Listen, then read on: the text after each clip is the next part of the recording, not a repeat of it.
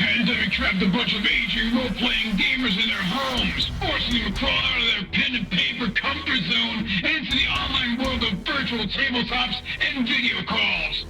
So join them as they raise the curtain to share their stories, insights, and love of all things geek. So grab your longsword and your +1 bottle of Viagra and get ready for another episode of Advanced Age Role-Playing Gamers Podcast. That's a lot of syllables for one sentence.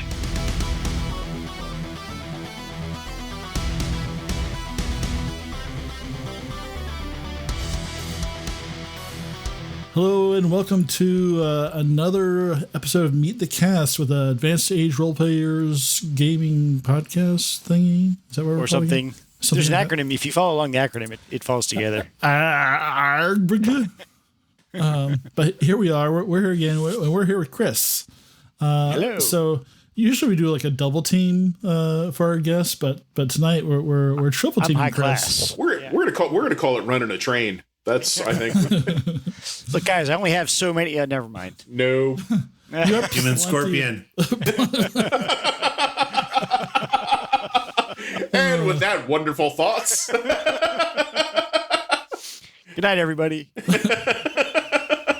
All right. So let's go ahead and get started and meet our cast member Chris. Hello. Go ahead and introduce yourself. Give us your name, your nicknames, your whatever you want to do. Why you're a Lego person. So I'm a Lego person because if the past 5 minutes of the conversation haven't shown everybody that I need some separation from my professional life, which is doing things for people. And things. And People stuff. who pay you. Yeah, people who pay me to do things and stuff that I will have. Well, they always say I'd have to kill you if I told you, but really, they'd have to arrest me, and I would not do well in prison. These lips in prison, gold, man. You do really well in prison. And man. the legs and ass too. I'm gonna tell you, it's Well, not here. She is. Can't. no, exactly those legs and ass. What is the word? Do we have a Lego fetish? Is that a thing? I don't know. I'm sure Google there's that. somebody. Rule 34 Lego. Yeah. Yeah. So let's dive into the questions that people really care about. So like when and what system did you were you playing when you first started role playing? When I first started, I played a handful of games of BattleTech in high school, but that was just the robots killing robots part, so no real role playing there. And then after I dropped out of college, I met these reprobates that got me into Hardmaster was my first actual real role-playing game. Because why not start with the hardest, most lethal system out there? That's not Traveler. Awesome. So that was good times, and I've been hooked on that ever since. Good way to start. Do you remember your first character? I don't remember the character's name, but yes, I do remember the first character. He was basically a caveman hermit who was afraid of magic in a world full of magic. So that went well. He was not well adjusted at all. No. Every time somebody used magic, he had to make basically a constitution check to see if he'd freak out. A lot of freaking out. Good times. That's awesome. Good system, though. If you like the character building, it is one of the systems where you can die in character creation, but you're also very likely to die from the common cold, like people in medieval times. So, Or today. Yeah. Now. Do you have an overall favorite game system? I think I know the answer, but if you're thinking Battlelords, that's exactly what I was thinking. then you are correct. Another system where you can die in character creation. I've never played that. Really? Yeah. We had an epic game that went on for years, or it seemed like years. I don't know. Like years. We were gaming so much back in those days. I mean, marathon sessions all weekend, and it was ridiculous. I remember what started the session was Starship Troopers. They all went to see Starship Troopers, and they said, you know what? I want a game where we fight giant space bugs. And they went right to Battlelords, which is also where my favorite character was, Seamus McAngus, the Orion Rogue.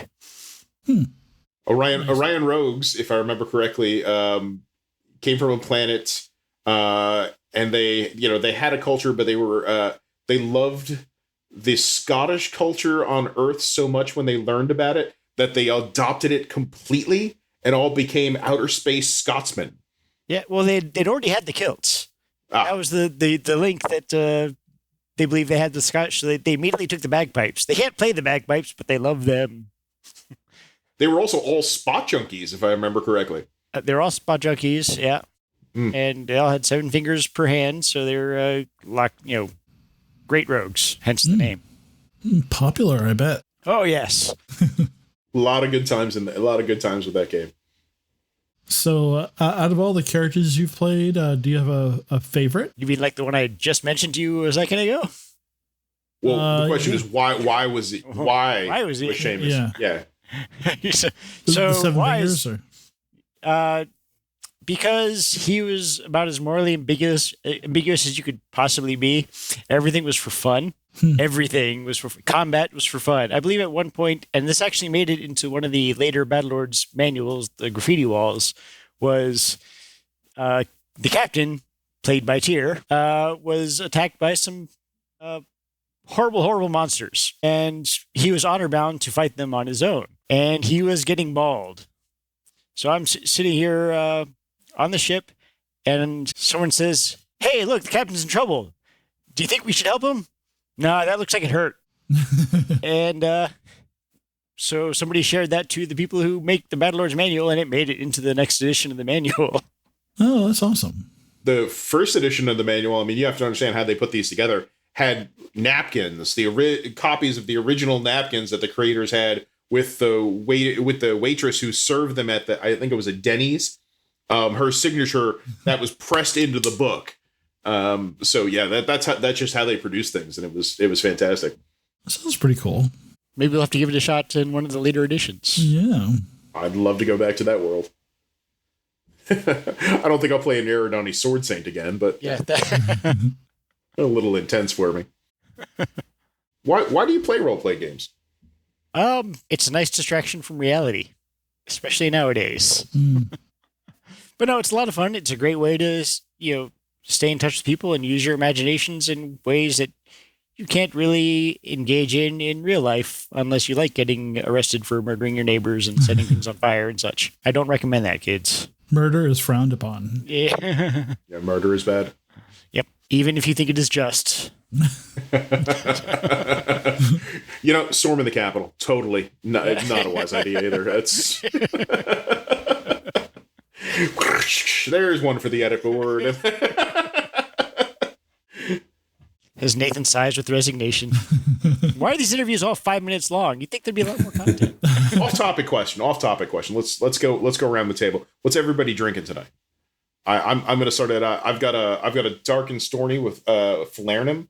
I'm using a naval strength rum and a Falernum from Maggie's Farm in Pittsburgh. I am using a rum and coke with the Mexican Coke and the 50 proof Captain Morgan's and a splash of orange bitters. Nice. Always nice. I had some water again. So you're lame? Yeah, I'm lame tonight. I'm saving all my drinking for next Tuesday because that's always the best thing to do when you're trying out a new system. So. Yes. And Matt, you're actually here, so I've just been moving your camera all around the screen. If you want to jump in, you can feel free to. I would love a drink, but I can't get up because I'm trapped here because I'm actually not wearing any pants because I didn't think I was going to do a recording tonight. Dude, so I've either got to drop or Yeah, Stay low. Stay low. Combat crawl. I'll just roll.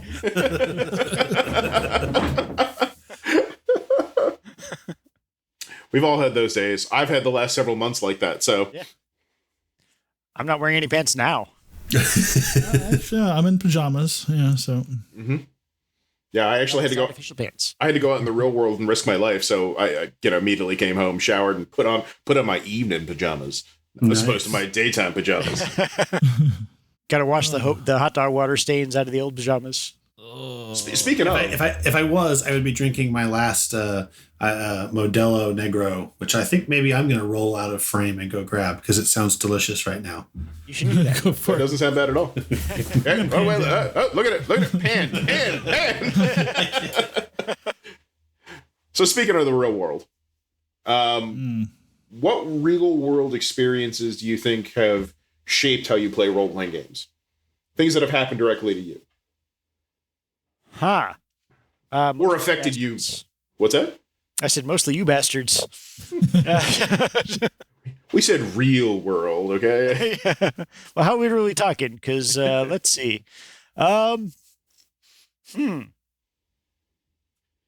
Just my own twisted imagination and lots of books. I mean, that's really... Yeah. Everything else came after the role-playing games. Yeah, I think that's one thing that really does is like once you start like thinking about your own characters, your own world, you kind of like you read books differently, you watch movies a little differently, and it's like watch a certain movie and like that would make a really fun role playing game, or that would be a really shitty role playing game, So it's like it does kind of like influence your media consumption a bit. I may or may not want a Stargate SG-1 role playing game. There probably is one, actually.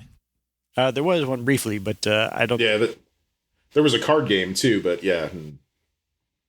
It's entirely possible to do with a couple of the existing systems that are out there. Oh, sure. I'm sure, GURPS and... Gerbs. Here's GURBS. You clearly don't need to learn any languages because everybody speaks English. Yeah. It's just like Star Trek.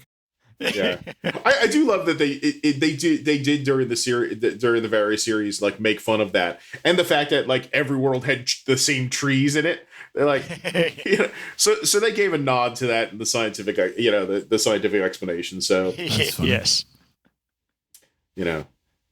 all right. There we go.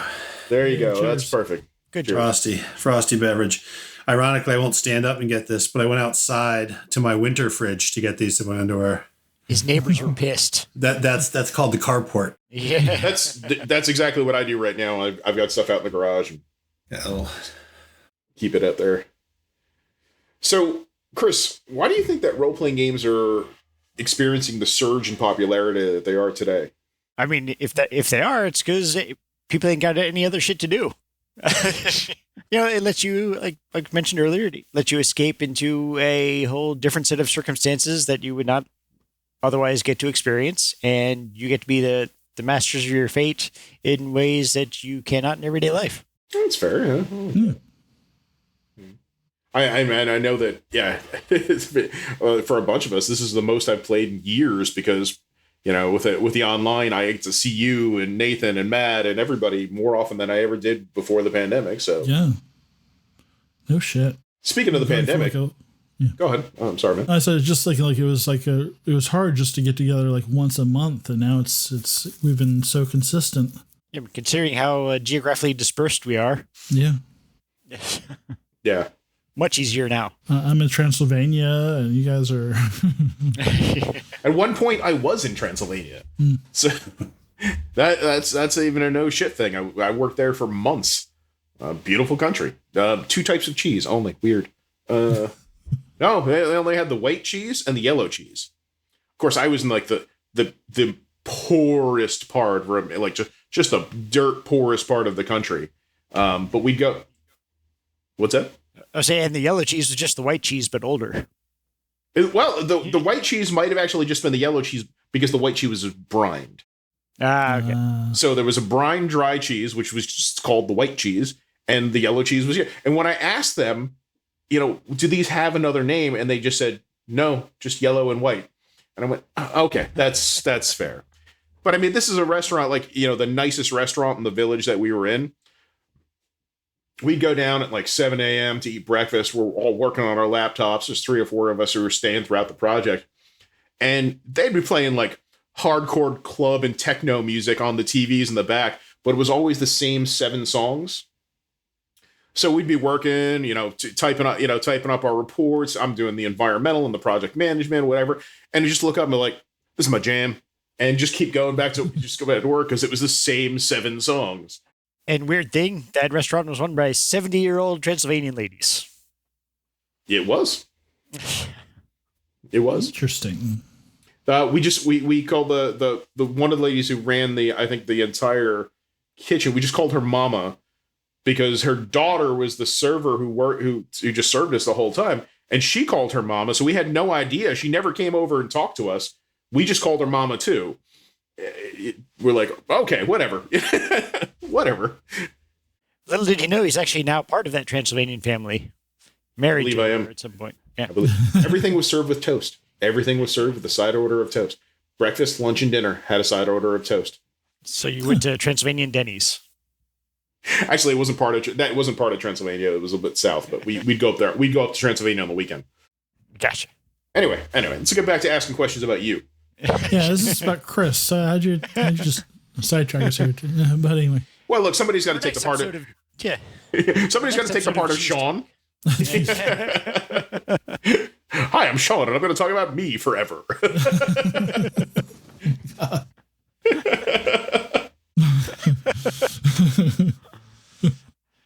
So, makes him feel better. We'll talk about John too.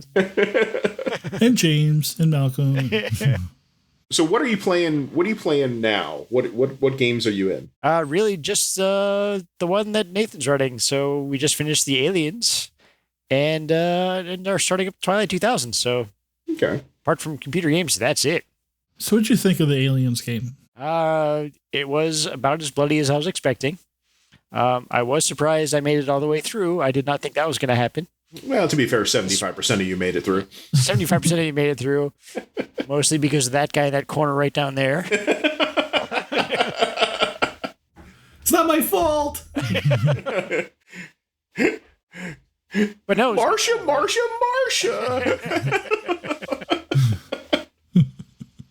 Oh, man. That was a lot of fun. I had fun running that for you guys. And I probably took a little bit easy on you towards the end there, but it was, I tortured you enough during the whole thing. I didn't have to Well, there was 25% less for me to hit, so what have you done? Parkour. It's going to be interesting to see how. I mean, I've noticed looking at the rules, and I know that you is how the systems from Aliens are gonna carry over into Twilight 2000.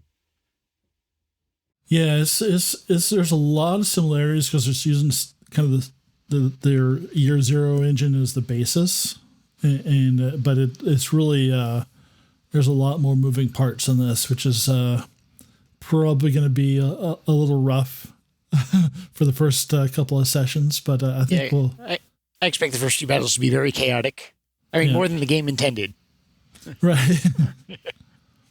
Well, not even just battles, just kind of like making it through the day, because it's really a survival game. So it's really about like, okay, where do I get my food? Where do I get fuel? I was only able to go like 30 kilometers a day, and so it's a lot about, there are going to be battles and whatnot, but a lot of it is really just like, where do I get my next meal, and how do I not starve to death? And so, unrelated note, what do the other players taste like?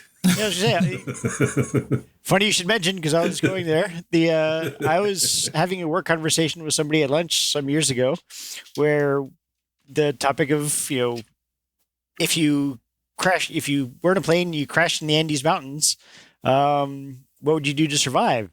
I'd say I'd start eating people day one. Just let them know where you are.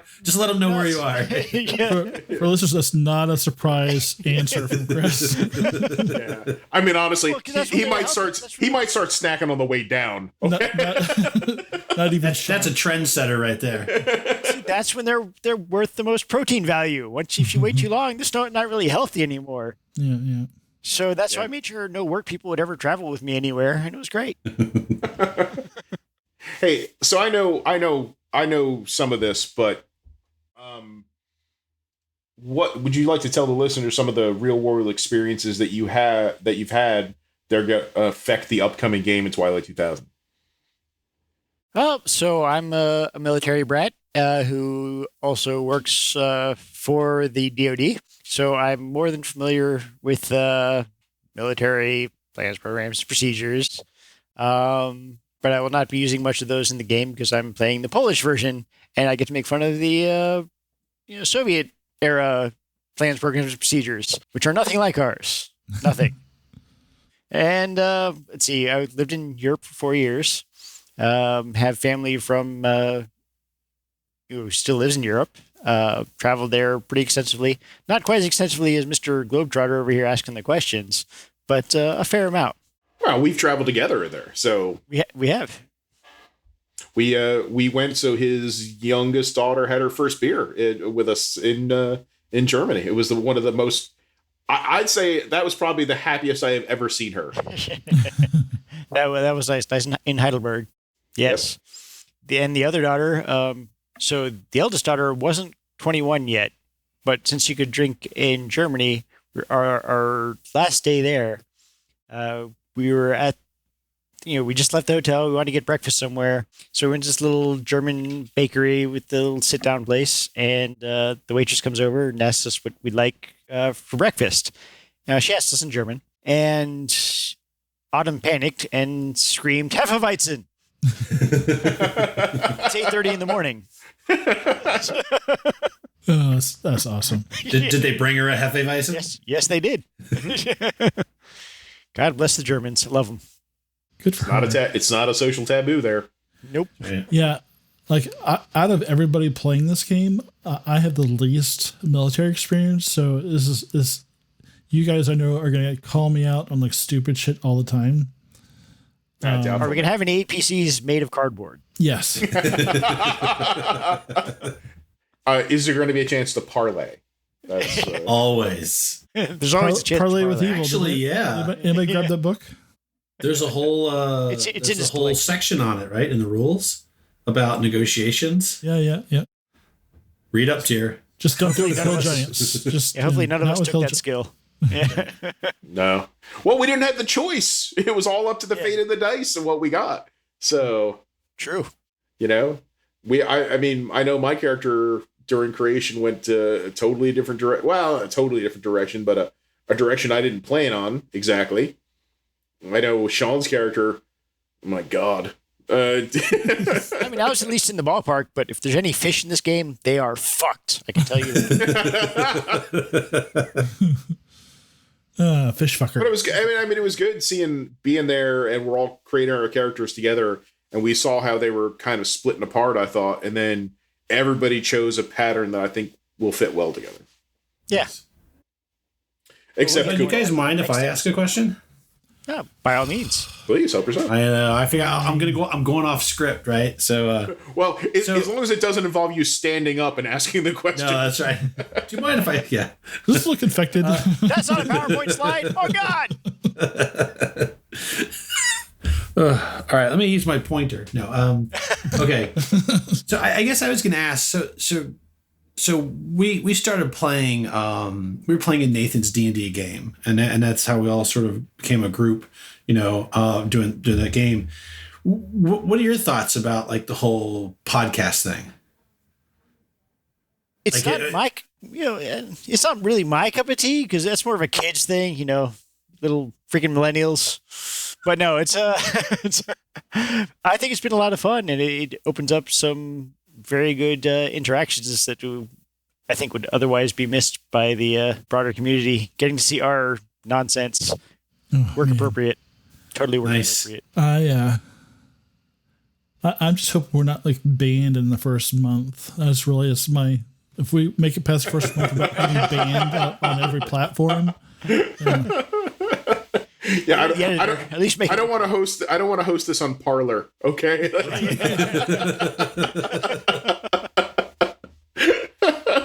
Oh boy. Will we have content warnings? That's Yes. what I want to know. Yeah. Okay. If you are offended, we should have a scroll down the side. If you are offended by this, and just keep adding to the scroll. Yeah. And it's just a picture of Sean. If you don't like think- Baltimore accents, Is there anything else you'd like the people out there listening to the podcast to know about you? I'd like to know. But I guess I could figure something worthwhile. So for those who don't know, I'd be what I'd call gender fluid. Tend to be along the lines of mostly female characters. The role-playing experience is, I started role-playing before I came out to any of my friends in that regard. And that actually led me a good way to sort of ease into it comfortably, see how they would respond. And they were incredibly open and welcoming about it. And Cheer being one of those. And it was very great. It gave me the confidence to step out as I feel comfortable in life and do well for it. So I appreciate that. Awesome. We appreciate having you around. Yeah. Good times. Thank you. Yeah. Always fun. I think we have like similar senses of humor, which so I definitely appreciate getting to know you and sharing a sick and twisted. I guess we all do, but I think I think we're all on the same wavelength a lot. So I think so. Yeah. Which is just to prove that the internet just brings psychos together. I mean, remember this is AARPG, so some of us predate the internet. That's right. So we came together before a lot of that. Yeah, That's true. That's totally true. Yeah. When the rumors of Tony Kupo existed before the person Tony Kupo. Yes. I hope he told you that during the interview. He doesn't. When the next round of interview comes up, we have to talk about that story. Oh, yes, we are. Okay. So what we're going to have to do is this is like a meet the cast where we ask you questions. We're going to have to do like a where other people talk about the other people or something. No. Bad idea. Terrible, bad, awful. Ixnay on the. We'll call it Blue Falcon Thursdays or something. Well, you know what we should have we can have listeners write in and ask questions about the cast. We'll call that the wake episodes. Yeah. When we jump the shark. You might notice my background. This is, if I stop moving quick enough, this is Jupiter over here. I took this picture. Mm. That's nice. Jupiter. This is the core of the Milky Way taken from a ship at sea. So just in case anybody's wondering, why the fuck is this guy a Lego with the space background? Big amateur astrophotographer. Yes. I get no light problems, right? You must get beautiful skies out there. Very nice, guys. Yeah, you can see the glow of Baltimore to the south for a bit, but it's quite nice. Yeah. Yeah. I think that we definitely need a trip out west again, and maybe for one of your birthdays, and just go out and go to the desert and set something up for a couple of days. I agree. That was a good time in 2017. We went out west for the eclipse, to view the eclipse in Idaho, and got to see the Craters of the Moon National Park and spend a star party out there. Gorgeous. Absolutely gorgeous. I recommend it. Mm-hmm. Next time. Yeah. When it's in 20 years or 30 years. Well, there's an eclipse coming up in 2024. Oh, okay. We should all go down to Catalan. Mazatlan. Oh, Sorry. even better. Yes. I was down. I really am. Yeah. I'm happy to do so, but I'd like to do it on a ship. That's just me. I think that we pool together, rent a sailboat, and drug Chris's wife. I'm on a boat. Wasn't that so good? I'm on a boat song or something? Yeah, the what's his name from Brooklyn Nine-Nine and Terry Crews. Yeah. Terry Crews. No, the Sandberg. Yeah, Pop culture Adam reference, Sandberg. Adam Sandberg. Yeah.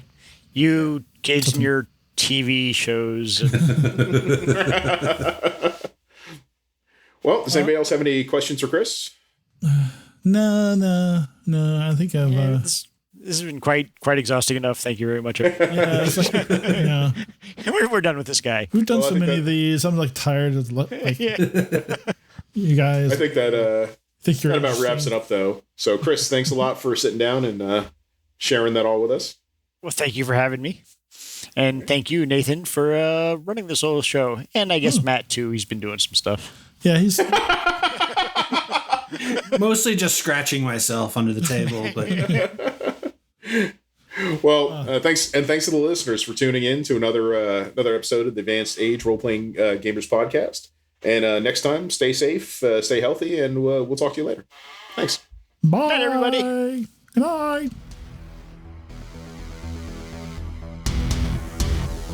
Thank you for listening to AARPG's presentation of It's Always Cloudy in Kalish. The game system we are playing is Free League's Twilight 2000 4th Edition Alpha. Our game master for this story is Nathan. Our cast includes Tyr as Axel Mueller, German college student turned reluctant soldier and guardian. Cupo as Blanco Fantasma, an Italian assassin who thinks that if he can protect his nephew, Axel, then maybe there's some light left in the world. Chris as Minka, the Polish farm girl who wants to escape the madness of war and establish a new community. Matt as Pawlaw Wojciechowski, a Polish wannabe criminal and childhood friend of Minka who sees the war as an opportunity to become a big boss himself. And Sean as Gunnery Sergeant Mason, an American career soldier from the hills of Appalachia. Gunnery Sergeant Mason has fought in one war after another since Vietnam, and all he wants to do is go home, if there is a home, but not lose himself in the process. Our story was played on Roll20 Virtual Tabletop. Special thanks to Knock Phoenix, who made the character sheets for Twilight 2000 in Roll20. Our shows are recorded using OBS, OBS Ninja, and Audacity. Our sound editing is done with Reaper. Original artwork for the AARPG logo was created by Sarah McMullen. You can see her other work at sarahmcmullenart.com. Music for the podcast was provided by Dark Fantasy Studios. Sound effects were licensed through Audio Jungle. Join us each week for more stories, interviews, and other random insights into the world of gaming. You can follow us on Facebook, YouTube, Twitter, and at our website, theaarpgs.com, where you can check out additional information about our stories and our cast. If you would like to help the show out, please like us, follow us, subscribe, or retweet our shows to your friends so that we can share our stories with as many people as possible. If you would like to support the show more directly, you can pick up some AARPG podcast merchandise in our website store. Money from the merchandise sales go right back into the podcast to help us pay for services, software, and material to create even more stories. The AARPG podcast is not affiliated or endorsed by Free League Publishing or any of the other vendors we've mentioned in the credits. So until next time, stay safe, be kind to one another, and play games.